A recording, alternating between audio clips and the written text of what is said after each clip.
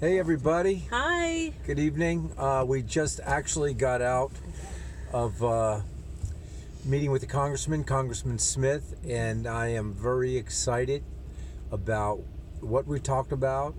We came up with a plan regarding human rights violations in prison. I'm not going to say anything on here about what we talked about, but just to tell you that we are going to initiate a plan, and there'll be plenty of you that I'll be reaching out to individually, because my hope is that you would be a part of that plan, and I'm sure you'll jump at the opportunity. Mm-hmm. So I really just couldn't be happier right now. Mm-hmm. I couldn't be happier, and that's pretty much all I'm going to say. Yeah, I don't mean to be so secretive, but for the people who prayed for us, thank you. Mm-hmm. I can tell you there is hope to deal with these human rights violations taking place every day in our prisons. I said to him, as we were speaking, I said in the amount of time we spoke, probably at least 2 people have been sexually assaulted in prison, let alone in many other ways. Mm-hmm. So, this is America, and we're a big defender of human rights all over the world. We need to defend human rights right here in America. Mm-hmm. And the Constitution affords everyone the same liberties and rights as it relates to those human rights. So Heidi, you have anything you want to say? Yeah, what was shocking is that we right off the bat, we asked Congressman Smith, has anybody approached you about human rights violations as it pertains to inmates? And he said no. There's a lot of groups out there advocating for inmates, and there's a lot of blaming going on, and nothing's going to be accomplished with blaming this or that. This is a human problem as I see it.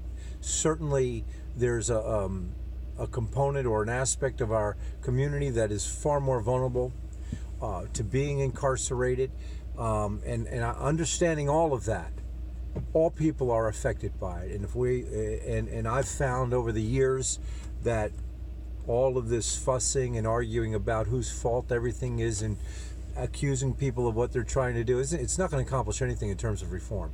And so I've entered into this in such a way as mass incarceration is a human problem. And I've had people come against me saying that, but it is a human problem, and it affects all human beings, and it can affect all human beings. And so we got a pretty good plan, I think, to move forward. So I'm tired, but we got pushed back a little bit because he had to speak in the House. Yes. We went and watched him speak about this late-term abortion legislation, and then we met with him for, maybe it was a couple hours. Yeah.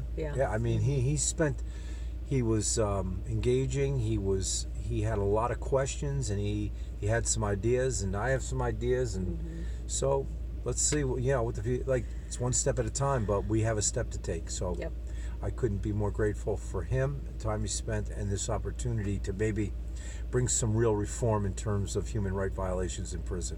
Yeah, because it ain't going to happen with us yelling and screaming and blaming and all of that. Yeah. It's going to happen with legislation, and I want to be part of that. So if you're out there and you want to be part of that, well, maybe you want to contact me. But other than that, we're going to go get something to eat. We're going to get something to eat, man. I'm all right. Hungry. Thanks so much for all your prayers, and we'll see you again. We'll stay tuned. That's Bye-bye. it. Bye-bye.